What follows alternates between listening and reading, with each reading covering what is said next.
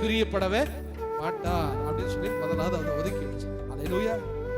ரெண்டாவது, இவன் நீதிமன்னா என்னன்னு சொல்லிட்டு உங்களுக்கு சொல்றதுக்கான சொல்றேன். ரெண்டாவது விஷயம், இவன் தப்பு கண்டுபிடிக்க பாக்குறாங்க. அட்மினிஸ்ட்ரேஷன்ல கணக்கு வழக்குல பாக்குறாங்க. கணக்கு வழக்கு ஃபுல்லா கிளியர், ஒரு பொய் கணக்கு கிடையாது. யார்கிட்ட லஞ்சம் வாங்கியிருக்கான் ஒண்ணும் கிடையாது. அதிகாரிகள் இவனை செக் பண்றாங்க, ஒரு தப்பும் கிடையாது. ராஜா இவனை செக் பண்றான், ஒரு தப்பு கிடையாது. கடைசியா அவன் தானியேல் ஒரு வார்த்தை சொல்லுவான், ராஜாவே உமக்கு முன்பாகவும் என் தேவனுக்கு முன்பாகவும் நான் நீதி உள்ளவனாய். தானியேல் யாரு? ஏன் அவன் தலையை கர்த்தர் உயர்த்தினார்?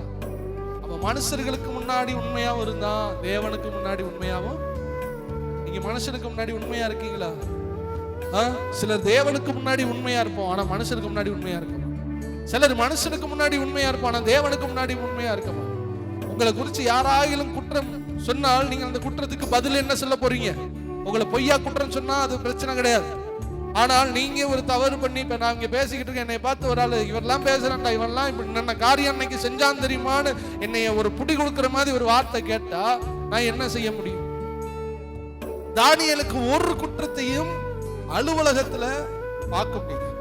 காசுல உண்மை, பேச்சுல உண்மை, பணத்துல உண்மை, எல்லாத்துலயும் உண்மை உண்மை உண்மை.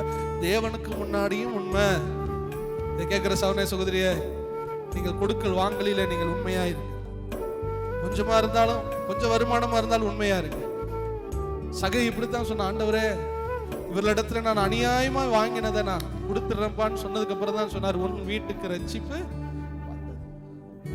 கொடுக்க முடியலனாலும் கொடுக்கணுங்கிறத ஒத்துக்கிறேங்க. நான் உங்களை இன்னைக்கே கொடுத்து பாரப்படுத்த விரும்பல. இருந்தா தானே கொடுக்க முடியும். ஆனா நான் கொடுக்கணும் அப்படிங்கறத நீங்க என்ன பண்ணுங்க, ஒத்துக்கிறங்க. நான் பண்ணது தப்புங்கிறத ஒத்துக்கிறங்க.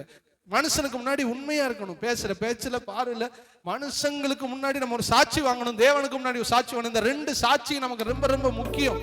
இந்த ரெண்டு சாட்சியும் தானியேல் வாங்கிவிட்டான். எனவே அவன் நீதிமான், எனவே அவன் தலையை கர்த்தர் உயர்த்தினார்.